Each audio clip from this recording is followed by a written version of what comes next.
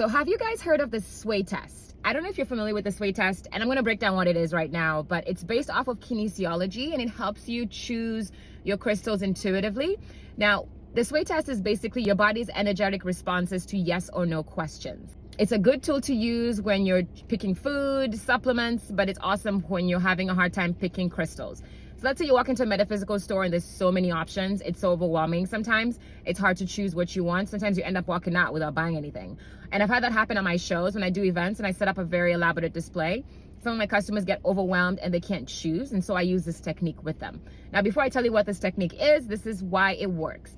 So your energy field and your subconscious mind are able to detect vibrational matches or mismatches instantly, and your body sends responses through your vestibular system and your nervous system. So ideally you need to be hydrated, you need to be grounded, and you need to not be attached to the outcome. So you need to have a neutral perspective when you ask your questions.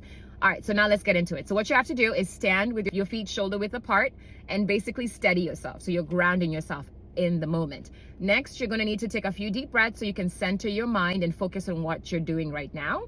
And then you're going to take one of the pieces you're having a hard time choosing between and either hold it in your right or left hand, it really doesn't matter, and then hold it over your solar plexus. So you're going to wait for about 5 to 10 seconds. So what you're going to notice is your body's either going to sway forward or you're going to sway back or even tumble back. What this means is if your body moves forward, that's a yes. Your body's energy is responding well to this crystal, it's a go. If your body sways backwards or stumbles back, then it's a no. Your body is not responding to this crystal right now. It is not a match for you at this time. So think of it like a micro lie detector test, but for energy. It's such a handy tool. So let me know in the comments, have you guys tried this before? Have you heard of this before?